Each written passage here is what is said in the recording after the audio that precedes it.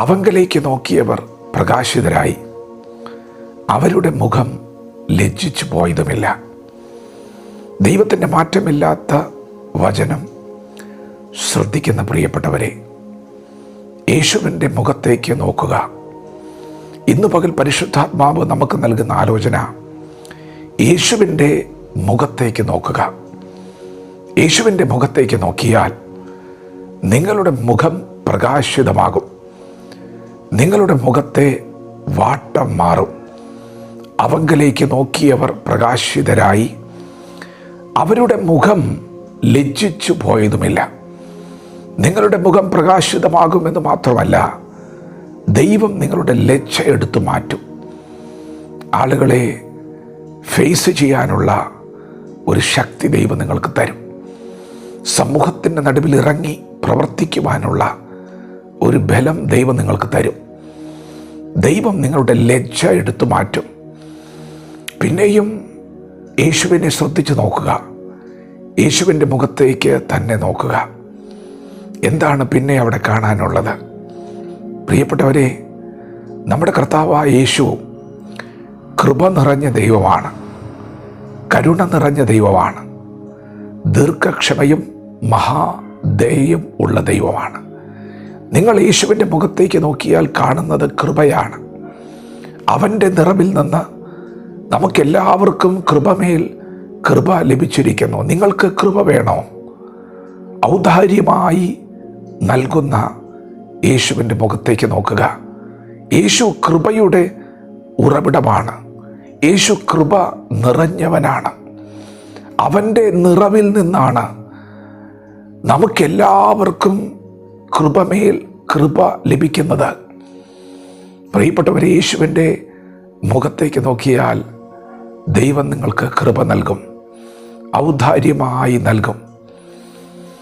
നിങ്ങൾക്ക് പരിഹരിക്കാൻ പറ്റാത്ത, നിങ്ങൾക്ക് അഭിമുഖീകരിക്കാൻ പറ്റാത്ത വിഷയങ്ങളുടെ നടുവിൽ, അതിജീവിക്കാൻ പറ്റാത്ത വിഷയങ്ങളുടെ നടുവിൽ അതിജീവനത്തിനുള്ള ശക്തി ദൈവത്തിൻ്റെ ആത്മാവ് നിങ്ങൾക്ക് നൽകിത്തരും. വിഷയങ്ങളെ പരിഹരിക്കുവാനുള്ള, തീരുമാനമെടുക്കാനുള്ള കൃപ ദൈവം നിങ്ങൾക്ക് തരും. യേശുവിൻ്റെ മുഖത്തേക്ക് നോക്കിയാൽ യേശു കൃപ നിറഞ്ഞവനാണ്. പിന്നെയും നിങ്ങൾ ശ്രദ്ധിച്ചു നോക്കിയാൽ യേശു കരുണ നിറഞ്ഞവനാണ്. പ്രിയപ്പെട്ടവരെ, യേശുവിൻ്റെ മുഖത്തേക്ക് നോക്കിയാൽ നാമും കരുണയുള്ളവരാകും. എന്താണ് കരുണ? ദൈവം നമ്മോട് കാണിച്ചത് കരുണയാണ്, അല്ലേ? നാം ഇന്ന് അനുഭവിക്കുന്ന എല്ലാ നല്ല ദാനങ്ങളും ദൈവത്തിന് നമ്മോട് തോന്നിയ കരുണയാണ്. യേശു സ്നേഹിച്ചത് പാപികളെയാണ്. യേശു സ്നേഹിച്ചത് ശത്രുക്കളെയാണ്. നാം ഈ ഭൂമിയിൽ കാണുന്ന സ്നേഹം, നമ്മെ സ്നേഹിക്കുന്നവരെ നാം തിരിച്ചു സ്നേഹിക്കുന്നു. എന്നാൽ യേശുവിൻ്റെ സ്നേഹം, യേശു പാപികളെ സ്നേഹിച്ചു എന്നുള്ളതാണ്. യേശുവിൻ്റെ മുഖത്തേക്ക് നോക്കിയാൽ യേശുവിന് ഈ ഭൂമിയിലെ മനുഷ്യരോടുള്ള സ്നേഹത്തിൻ്റെ വചനത്തെ നിങ്ങൾ കാണും. യേശുവിൻ്റെ മുഖത്തേക്ക് നോക്കുക എന്ന് പറഞ്ഞാൽ വചനത്തിലേക്ക് നോക്കുക എന്നാണ് അർത്ഥം. വചനം ദൈവമാണ്. വചനത്തിലൂടെയാണ് നാം യേശുവിനെ കാണുന്നത്. വചനത്തിലൂടെയാണ് യേശുവിൻ്റെ സ്വഭാവങ്ങളെ നാം കാണുന്നത്. വചനത്തിലൂടെയാണ് യേശുവിലുള്ള എല്ലാ നന്മകളും നാം കാണുന്നത്. പിന്നെയും നോക്കിയാൽ നിങ്ങൾ യേശുവിൻ്റെ ദീർഘക്ഷമ കാണും. ഗെത്സമന മുതൽ ഗൊൽഗൊഥ വരെ കഷ്ടാനുഭവങ്ങളുടെ വഴിയിൽ തന്നെ അവർ മൃഗീയമായി പീഡിപ്പിക്കുമ്പോഴും അപമാനിക്കുമ്പോഴും അപമാനത്തെ അലക്ഷ്യമാക്കി യേശു മുൻപോട്ട് തന്നെ പോവുകയാണ്. ക്ഷമിക്കുവാനൊരു കൃപ ദൈവം നിങ്ങൾക്ക് തരും. സഹിക്കുവാനുള്ളൊരു കൃപ നിങ്ങൾക്ക് തരും. യേശു എങ്ങനെയാണ് സഹിച്ചത്? ഒന്നുകൂടി ശ്രദ്ധിച്ചു നോക്കിയാൽ തൻ്റെ മുൻപിൽ വെച്ചിരുന്ന സന്തോഷം ഓർത്തു എന്നാണ് തിരുവെഴുത്ത് പറയുന്നത്. യേശുവിന് മുൻപിൽ ഒരു സന്തോഷമുണ്ടായിരുന്നു. അതെ, നിങ്ങൾ വചനത്തിലേക്ക് ശ്രദ്ധിച്ചു നോക്കിയാൽ നിങ്ങൾക്കൊരു ലക്ഷ്യമുണ്ടാകും. നിങ്ങൾക്ക് മുൻപിൽ ഒരു സന്തോഷമുണ്ടാകും. ഇന്നത്തെ പ്രശ്നങ്ങളെ അഭിമുഖീകരിക്കാൻ, ക്ഷമിക്കുവാൻ, സഹിക്കുവാനുള്ളൊരു കൃപ ദൈവം നിങ്ങൾക്ക് തരും. ഒന്നുകൂടി ശ്രദ്ധിച്ചു നോക്കാമോ?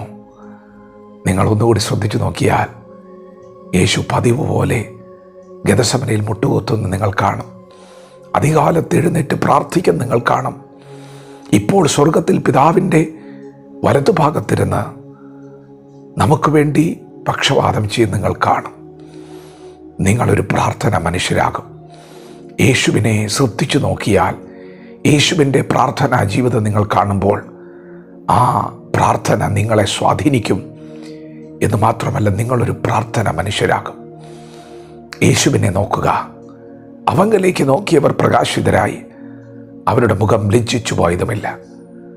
വചനത്തോട് പ്രതികരിക്കാം. ദൈവം നമ്മെ ഓരോരുത്തരും ഈ പകൽ അനുഗ്രഹിക്കുമാറാകട്ടെ. ആമേൻ.